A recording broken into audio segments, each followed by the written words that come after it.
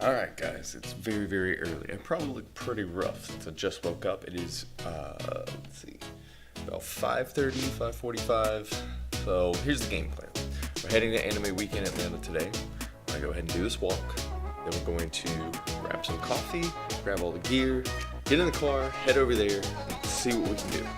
So, gonna get started on this walk, and then I guess I will see you guys over there.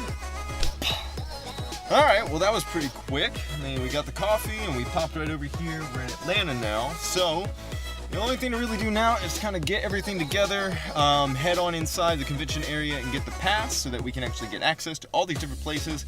And then after that, we'll see what happens. So, since I know the line inside is going to take an eternity to get through, I will see you guys in just a second after I get that pass. Alright, so we finally made it here. I've got the photo pass. Check it out. Focus. There we go. It's got my name on it and everything. So yeah, convention approved photographer. Now that I've got that out of the way, let's actually go and see what this place has to offer. Whip. Guys, it's gone. So everyone, basically, my hat.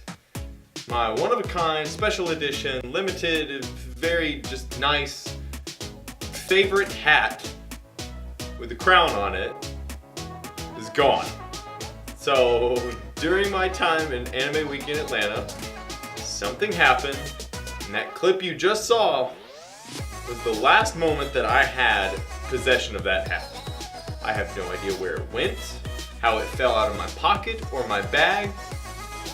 It's just gone. And after just making a video about it, I've been distraught a little bit, needless to say.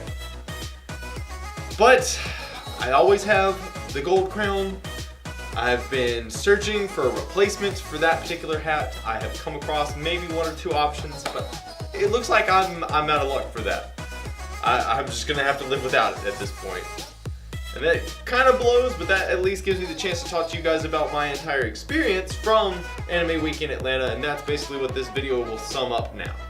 While in Anime Weekend Atlanta, I was also doing lots of photographs. The photo shoots themselves, photo shoots all went really well, and even some of the new stuff I was trying turned out really, really awesome. And it seems like we all had a pretty good time as far as the photos are concerned. Now, while I was there, I also had the photo pass, as I showed in that same clip. The photo pass this year for Anime Weekend Atlanta was supposed to be this guaranteed, like, boost for photographers in a sense. Essentially, from my understanding and a lot of other people's understanding for this particular pass, it was going to cost extra to get it to start with. You had to apply in order to even get it or to even potentially buy it. And all it basically was the pass that represented you as a photographer. Now, in their rules and everything, it says that this pass would get us access to a photo booth, essentially like 1 to 3 different areas that they were going to have set up so that we could take photographs in it, and it was all going to be decorated a specific way, just to give photographers something else to work with, some other type of environment to use for their photos, other than just the normal convention areas and around. Well, that definitely didn't happen. They apparently did not plan it well enough, and they had no photo booth whatsoever set up at all during the entire event.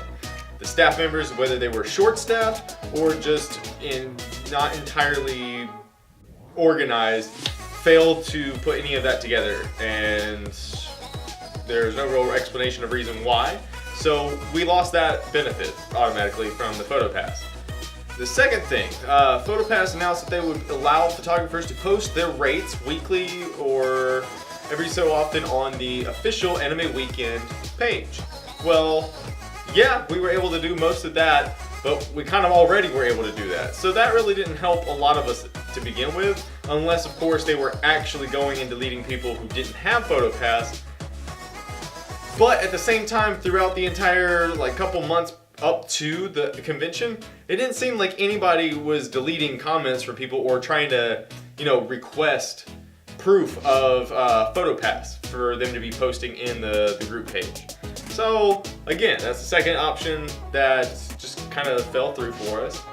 The third benefit that was supposed to be for the PhotoPass users was that anybody who has a PhotoPass was supposed to be listed on either the Anime Weekend website or in some type of directory to which people who were looking for photographers during the event could find any available photographers and contact them for prices, rates, shoot times, and so forth. Now, somebody actually showed me on the staff page that it was like in a weird spot. It was either on the website in a very dedicated spot for photographers, or it was in the group Facebook page under like one of the many options that's already cluttered and bogged down in any Facebook page.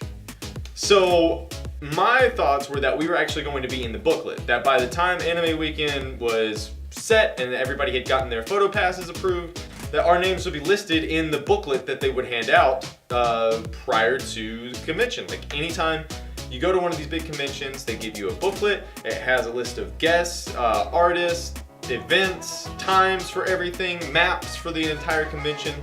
I thought we were going to be in that, or at least have a directory listed with the information booth. That way anybody who was looking for that information could just go to the information booth and get our photography, like information, rates and times and shoots and all that.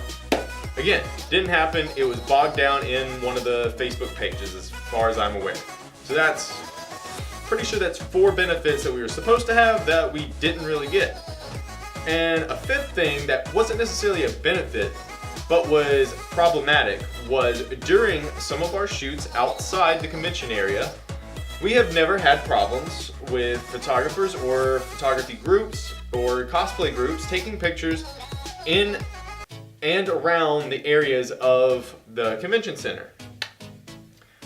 Well, this year they happened to not really deter people who didn't have a photo pass from taking pictures.